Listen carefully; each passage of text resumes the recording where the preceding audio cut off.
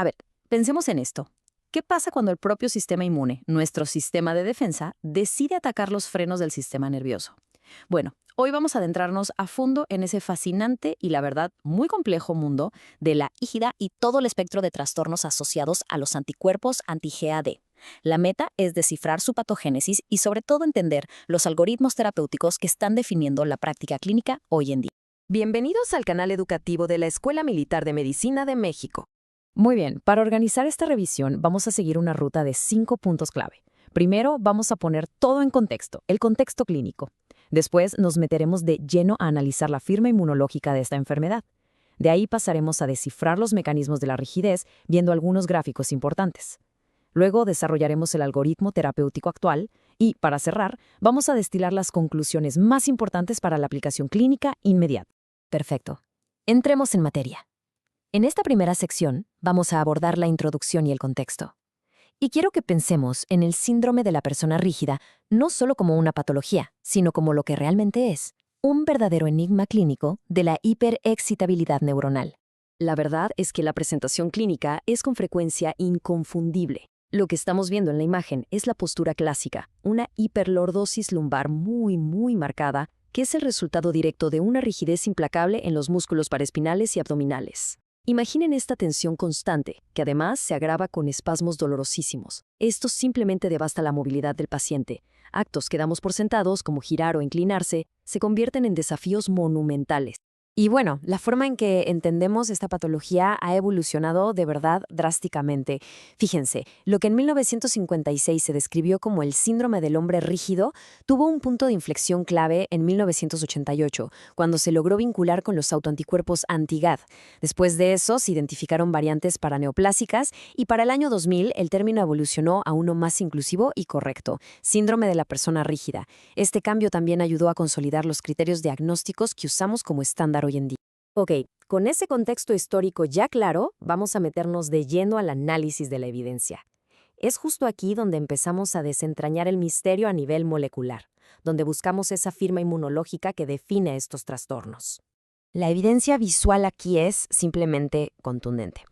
Lo que estamos viendo es una inmunofluorescencia que revela cómo el suero de un paciente con este síndrome tiñe, de una forma muy precisa e intensa, las neuronas GABAérgicas del cerebelo. Esto no deja lugar a dudas, es la confirmación inequívoca de que el sistema GABAérgico, que es, recordemos, nuestro principal sistema de inhibición neuronal, es el blanco directo del ataque autoinmune. Pero podemos ser todavía más específicos. Si vemos el análisis por Western Blots, este identifica el blanco molecular exacto. Hay una reacción fuertísima contra una proteína de 65 kilodaltons. ¿Cuál es? La descarboxilasa del ácido glutámico, GAD65. Y ojo, no es cualquier proteína, estamos hablando de la enzima clave, el paso que limita la velocidad en la síntesis del neurotransmisor inhibitorio más importante del cerebro, el GABA. Y aquí viene un punto que es absolutamente crucial para el diagnóstico. Los títulos de anticuerpos anti-GAD en suero tienen que ser marcadamente altos. Generalmente, estamos hablando por encima de las 10.000 unidades internacionales por mililitro. Este umbral es lo que le da una especificidad diagnóstica altísima y lo que nos permite diferenciarlo de otras condiciones, como la diabetes mellitus tipo 1, donde sí hay anticuerpos, pero los títulos son muchísimo más bajos. Muy bien, avancemos a nuestra tercera sección para discutir los gráficos.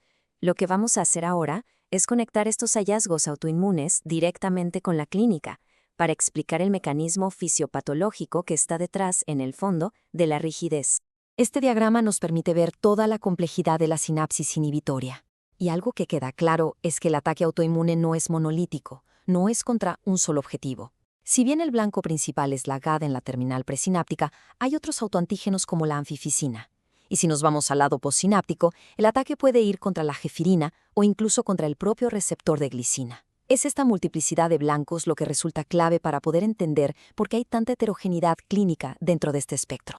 Y aquí está el corazón del problema. Fisiológicamente, en condiciones normales, tenemos algo llamado inhibición recíproca. Esto asegura que cuando un músculo agonista se contrae, su antagonista se relaja. Simple. Pero en el síndrome de la persona rígida, la disfunción GABAérgica hace que este mecanismo falle por completo. El resultado, una co-contracción continua de músculos agonistas y antagonistas. Están peleando todo el tiempo. Y es precisamente esta lucha constante la que genera esa rigidez tan profunda y los espasmos que caracterizan a la enfermedad. Bien, ahora que tenemos clara la fisiopatología, la pregunta es, ¿cómo traducimos todo este conocimiento en acción? Bueno, pues en nuestra cuarta sección vamos a desarrollar justo eso, el tratamiento, delineando el algoritmo terapéutico moderno que está basado en evidencia. El abordaje terapéutico, en esencia, se sostiene sobre dos pilares fundamentales. Por un lado, tenemos la terapia sintomática, cuyo objetivo es restaurar ese balance inhibitorio que se perdió, potenciando la neurotransmisión GABAérgica. Y por el otro lado, está la inmunoterapia, que va a la raíz del problema, atacar la respuesta autoinmune desregulada. Es importante saber que estas estrategias se pueden usar por separado o, lo que es más común, en combinación. Entonces, la primera línea de tratamiento sintomático se enfoca en fármacos que potencian el sistema GABA. El pilar de todo esto son las benzodiazepinas, como el diazepam, que actúan como agonistas del receptor GABA-A. A esto podemos sumar otros agentes como el baclofeno, que es un agonista GABA-B, y también algunos antiepilépticos como la gabapentina, que ayudan a mejorar la transmisión inhibitoria. Estos fármacos, sin duda, siguen siendo la base con la que iniciamos el tratamiento. Ahora, ¿qué pasa cuando la terapia sintomática no es suficiente? Bueno, es cuando escalamos a la inmunoterapia y lo hacemos de forma secuencial. El primer nivel, y hay que subrayar que es el único con evidencia sólida de ensayos clínicos controlados, es la inmunoglobulina intravenosa o IVIG. Si la respuesta a esto es inadecuada, pasamos a un segundo nivel, el rituximab, que es un anticuerpo monoclonal anti-CD20. Y ya como una opción de tercer nivel para casos verdaderamente refractarios, se ha explorado el trasplante autólogo de células progenitoras hematopoyéticas. El impacto de la inmunoterapia puede ser drástico, y esta imagen lo demuestra de una forma, pues, contundente. A la izquierda vemos a una paciente con una rigidez tan severa que necesita un andador para moverse. A la derecha es la misma paciente, pero después de solo 3 meses de tratamiento con inmunoglobulina intravenosa. La mejoría en su postura, en su flexibilidad, en la movilidad general es simplemente notable. Es un testimonio visual que respalda con fuerza la evidencia que tenemos del ensayo clínico controlado. Perfecto. Llegamos a nuestra sección final, conclusión y aplicación clínica.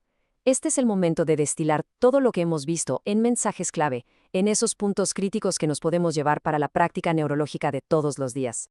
A ver, sinteticemos los mensajes para llevar a casa. Primero, el síndrome de la persona rígida es el sello distintivo, sí, pero de un espectro mucho más amplio de trastornos. Segundo, para tener un diagnóstico de alta especificidad, necesitamos títulos de anticuerpos anti-GAD por encima de 10.000. Tercero, el mecanismo central, el núcleo del problema, es el fallo en la inhibición recíproca. Cuarto, el tratamiento sigue un algoritmo escalonado. Empezamos con fármacos progabaérgicos y de ahí escalamos a inmunoterapia. Y quinto, un punto crucial, la meta es la mejoría funcional del paciente, no necesariamente perseguir la normalización de los títulos de anticuerpos. Y para concluir, vamos a dejar una pregunta abierta, una que nos proyecta hacia el futuro. Con todos los avances que estamos viendo en inmunoterapia, la pregunta es, ¿estaremos al borde de una nueva era de tratamientos para estos trastornos? Pensemos en terapias mucho más dirigidas contra subpoblaciones de células B o células plasmáticas, o incluso en la modulación del catabolismo de IgG a través de la vía FcRn. Quizás ahí se encuentren nuevas y mejores esperanzas para los pacientes con enfermedad refractaria.